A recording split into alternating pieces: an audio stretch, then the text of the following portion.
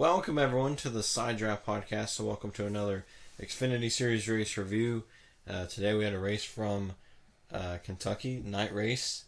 It was a bit of an odd race, you could say, because they just got real strung out at the end, and only 5 cars were on the lead lap. It was, the big three plus Michael Annett. Yeah. Cole Custer and Christopher Bell, they continue to show their strengths, and they just pretty much run through the field. So let's rewind this race all the way to qualifying. Austin Cindric with a blistering lap. He would get the pole, and at first I thought it was his night because of how strong he was in qualifying, but unfortunately just didn't work out for him. He started out strong. Started out the lead. Shortly after that, Christian Bell took over, but he kind of lost it and kind of broke his car a little bit. Yeah, just a little bit. Still managed to stay on the track, which is surprising. I didn't think he was going to be able to do that, but he did. And I think he managed to finish 14th. So ain't too bad. I mean, a good solid finish considering the damage he had on his car, so it's good. And then we would have a caution for the 99 of Vila. Just got loose under somebody and spun it around. Yeah, it seemed like it was a pretty good hard hit into the wall. But yeah, just unfortunate crash, but thankfully he was okay. Yes. And then it would be Christopher Bell in the lead again. He would win stage 1. Continuing that dominance from last season when he just put on a clinic. Yeah. He's just showing his strengths again and just taking off and trying to increase their mile-and-a-half program. And then during the pit stops, Justin Haley would win the race off pit road. He would take only 2 tires because it seemed like the fall-off wasn't as drastic as I initially thought. That would be a good strategy for him up until the unfortunate circumstance happened. And another thing on pit road, we have Christopher Bell. He would lose 6 spots. Yeah, I ain't sure what happened with Christopher Bell there. That's a good pit crew, and maybe they had some trouble on the tires or something. But I think Justin Haley has a good point in the race. Go ahead and try the 2 tires and see how they react to the car. Maybe come to the end of the race, it might come in handy. But he couldn't stay up there too long because the 2 tires. Yeah, then shortly after that, Brandon Jones would take the lead. And then Austin Cindric would spin right under Justin Haley. They both would get into the wall. Cindric had the worst of it, but still some damage to Justin Haley. Yeah, he got a little bit of damage and got him loose, and he scrubbed the wall a little bit. And not too bad damage, but Austin Cindric would really crinkle up the back end of his car, get it fixed a little bit, and he continued on. I thought Brandon Jones, he really had a really dominant car. And I thought he was in a truck race that didn't work out too good. I thought it'd be a good chance for him to get a win here.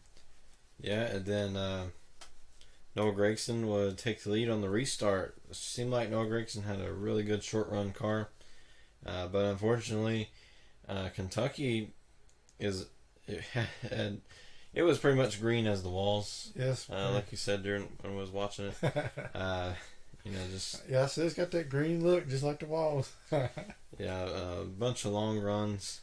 If there would have been a restart at the end, maybe, but it was just too far back by then. Yeah, and Tyler Reddick, I mean, he was really loose early on in the runs, and he really didn't have the speed until later on in the run, but then it was too late to really catch a break. Yeah, it seemed like it took it even longer than a long run to really start being really competitive, but it was probably the fastest car on the track once it did.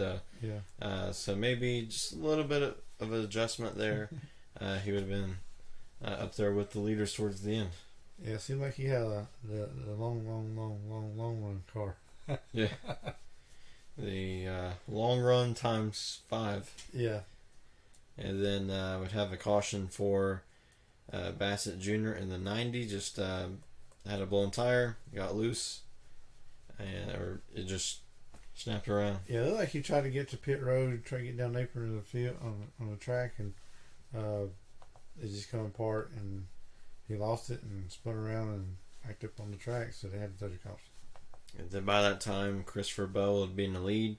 But this time he would choose the bottom, and I thought that was pretty interesting. Yeah. Even though it was pretty much the same for him. It took maybe a little bit longer for him to get cleared, but testing the waters. Stage 2 still pretty early on, so test the waters a little bit just in case you need to restart down there again. Don't think he ever got back there though. Nope. And then he would just cruise to win stage 2. So, like I said, continuing that dominance. But that was during the daytime. Yeah.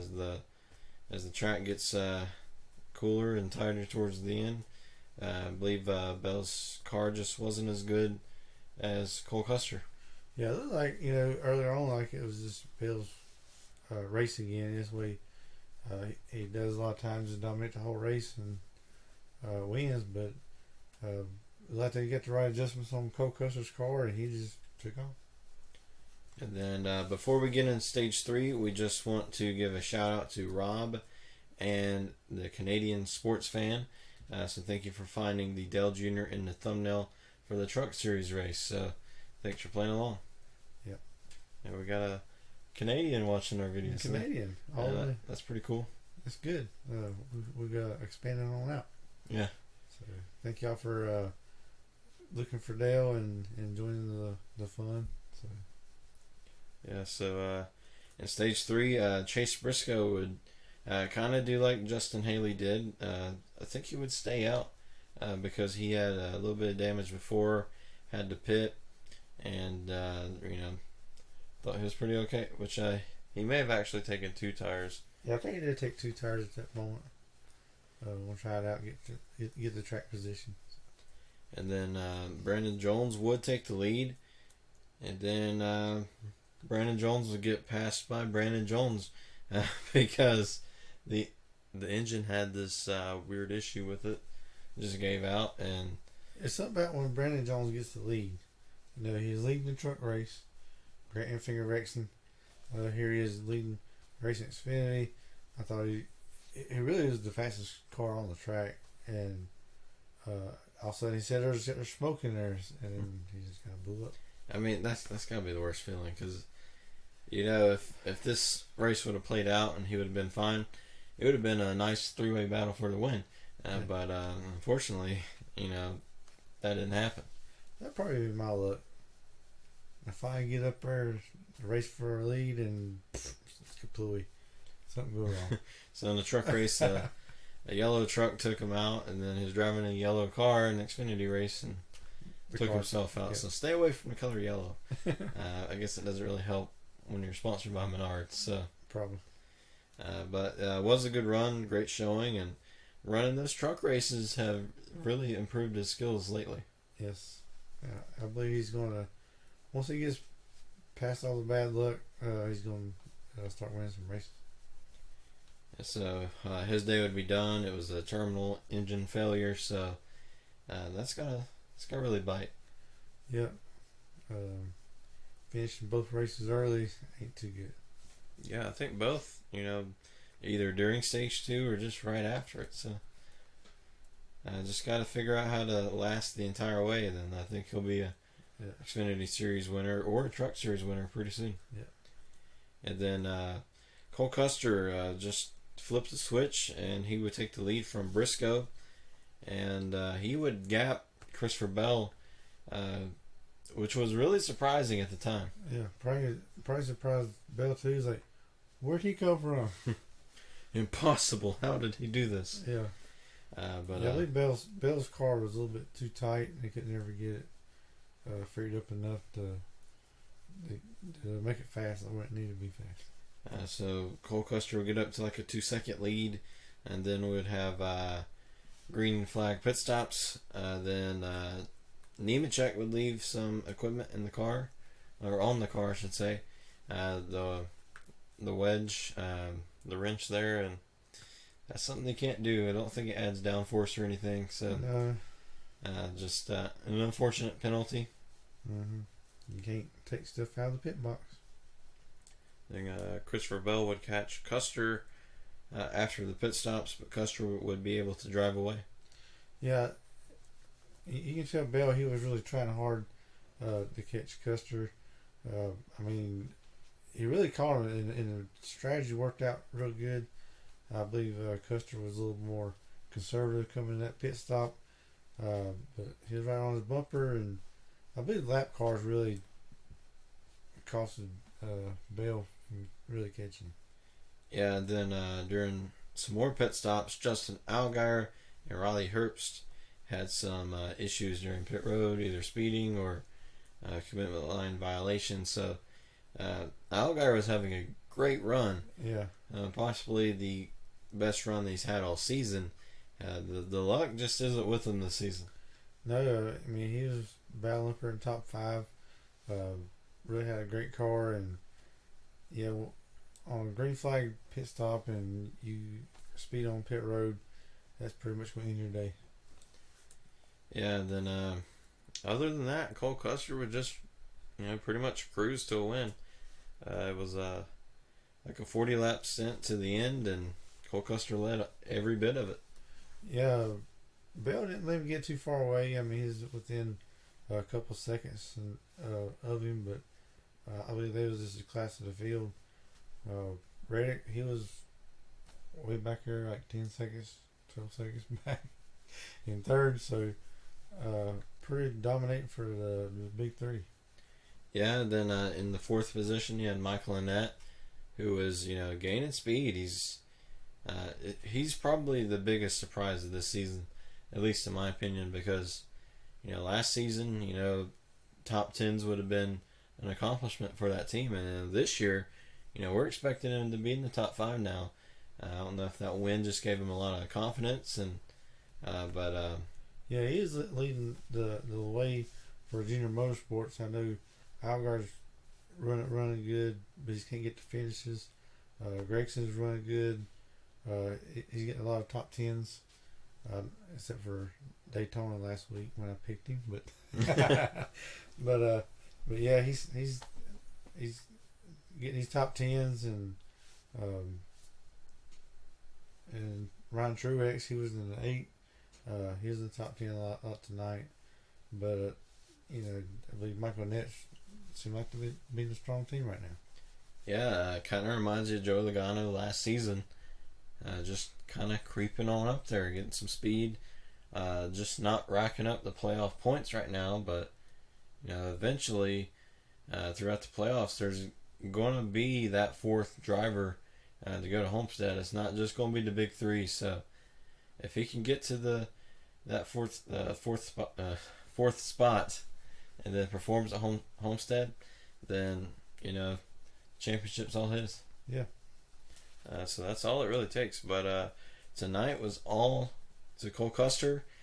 He had one person for each of his wins on the lead lap. Only 5 cars, so pretty dominant performance by him. Yeah, there's 5 cars on the lead lap. That was pretty impressive. I do want to say it's pretty awesome for Justin Haley. He came in 10th and had a damaged car. Really good top 10 that way, so it's pretty cool. Yeah, increasing the top 10s for Collie Racing. Yeah. I believe now he holds the record for most top 10s for them, so he's just racking them up. Yeah, if it weren't for the damage, it's hard to say how close to the front he'd have been, but there's more to come the rest of the year. Yeah, so that was our review of the Xfinity Series. Pretty interesting race. Saw some strategy, but it was all to Cole Custer his night until Victory Lane, of course, when he fell down. That's pretty much the only mistake he made all night. That's the only stumble he had all night. So Yeah. I guess that's a good one to have. All right, so hope you all enjoyed it, and we'll see you tomorrow for our Cup Series race review. It's going to be an interesting one. We got a package that's kind of similar to the Truck Series, and you all know how that race went out, and put all these Cup veterans and Cup rookies together and see how they race. Yeah, it looks like in the Cup, Store Hospital might dominate that too. Yeah, then also you have Kyle Busch, who showed some great long run speed, and Martin Truex Jr., the only stage winner at Kentucky. Can he continue that? Just doesn't seem like he has the speed right now, but we'll see how he does in the race. So we'll see you for a race review tomorrow.